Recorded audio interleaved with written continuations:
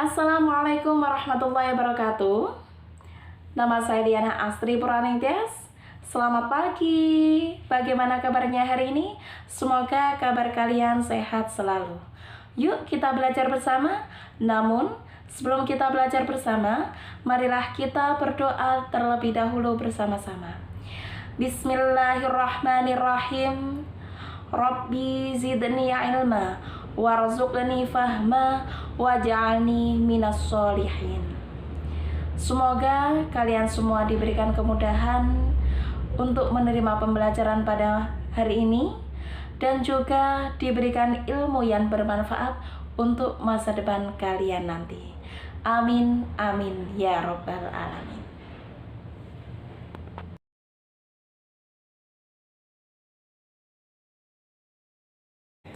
Hari ini kita akan mempelajari tentang pengertian Al-Quran dan nama lain Al-Quran.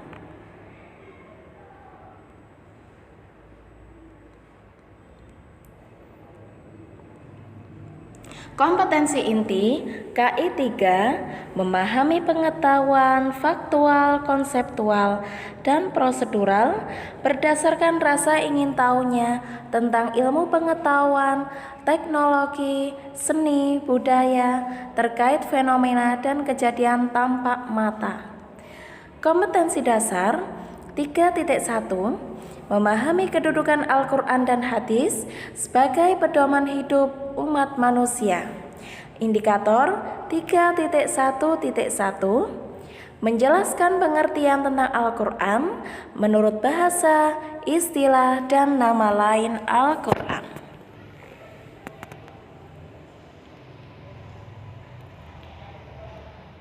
Yang pertama, pengertian Al-Quran.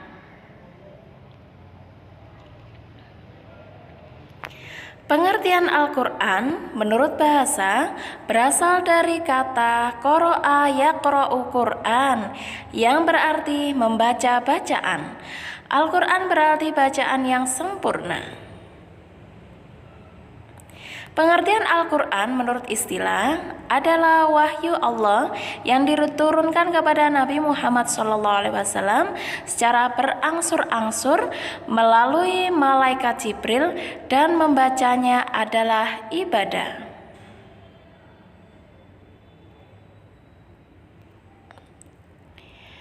Yang kedua, kesempurnaan Al-Quran.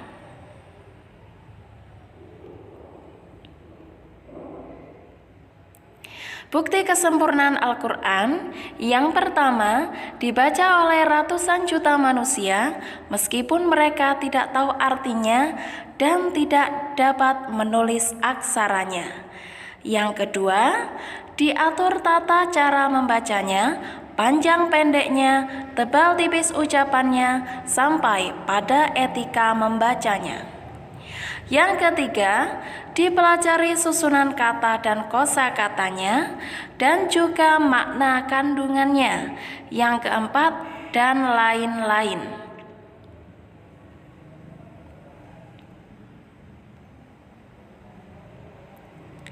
Yang ketiga, fungsi Al-Quran.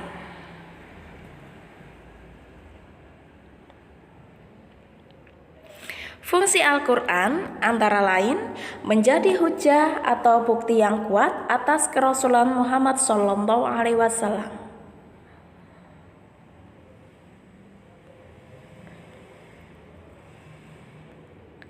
Yang keempat, nama lain Al-Quran.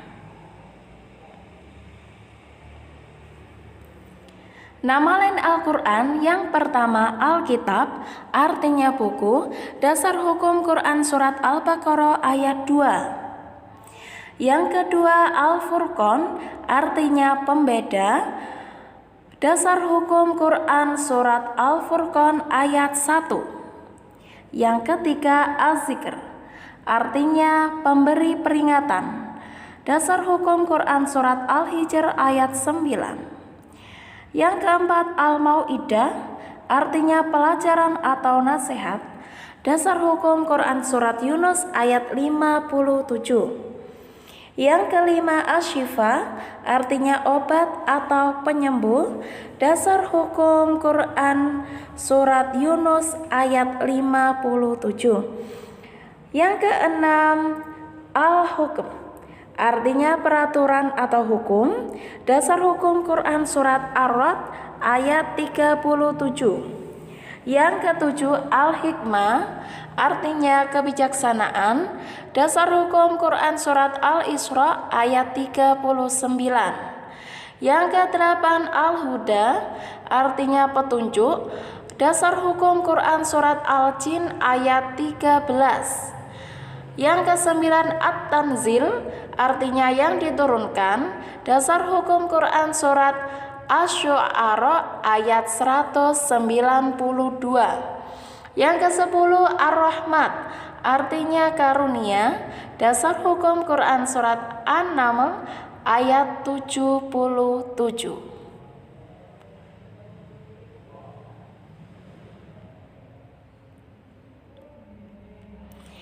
Yang ke-11, ar-ruh, artinya ruh.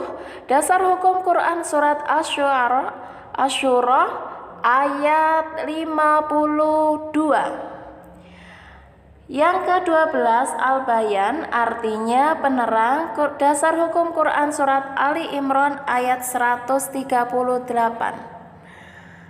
Yang ke-13, al-kalam, artinya ucapan atau firman. Dasar hukum Quran surat At-Taubah ayat 6. Yang ke-14, al-busyrah, artinya kabar gembira. Dasar hukum Quran surat An-Nahl ayat 102. Yang ke-15, an-nur, artinya cahaya. Dasar hukum Quran surat An-Nisa ayat 174. Yang ke-16, al-basyair, artinya pedoman. Dasar hukum Quran surat Al-Jasiyah ayat 20. Yang ke-17, al-balagh, artinya penyampaian atau kabar. Dasar hukum Quran surat Ibrahim ayat 52. Yang ke-18, al-qaul, artinya perkataan atau ucapan. Dasar hukum Quran surat Al-Qasas ayat 51.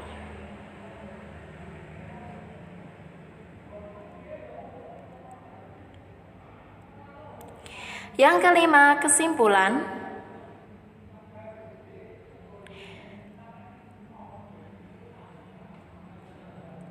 Kesimpulan pembelajaran hari ini, Al-Quran adalah kitab suci yang isinya mengandung firman Allah, turunnya secara bertahap melalui malaikat Jibril, pembawanya Nabi Muhammad SAW.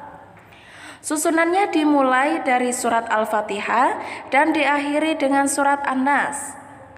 Membacanya bernilai ibadah, fungsinya antara lain menjadi hujjah atau bukti yang kuat atas kerasulan Muhammad SAW. Keberadaannya hingga kini masih tetap terpelihara dengan baik, dan pemasyarakatannya dilakukan secara berantai dari satu generasi ke generasi lain dengan tulisan maupun lisan.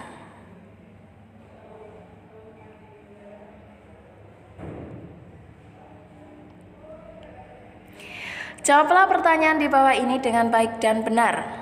1. Jelaskan pengertian Al-Quran menurut bahasa. Kedua, jelaskan pengertian Al-Quran menurut istilah. Yang ketiga, tulislah fungsi Al-Quran. Keempat, sebutkan dan tulislah nama lain Al-Quran beserta artinya.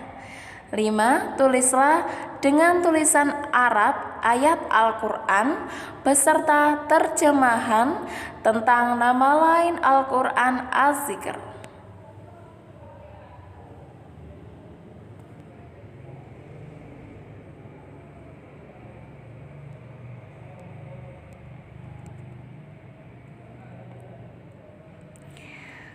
Terima kasih.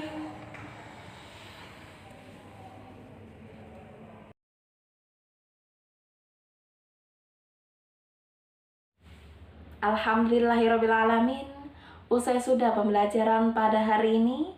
Semoga hari ini bisa mendapatkan ilmu yang bermanfaat untuk kalian semua. Amin, amin ya rabbal alamin. Sebelum kita tutup pembelajaran pada hari ini, marilah kita berdoa terlebih dahulu bersama-sama. Bismillahirrahmanirrahim. Allahumma inni astaudiruka ma'allamtani farduduhu ilayya 'inda hajati wala tansanihi ya rabbal alamin. Semoga ilmu yang bermanfaat untuk hari ini dan untuk masa depan nanti. Amin, amin ya rabbal alamin. Terima kasih untuk perhatiannya. Syukran ala ihtimamikum. Ila liqa' ma'assalama. Assalamualaikum warahmatullahi wabarakatuh.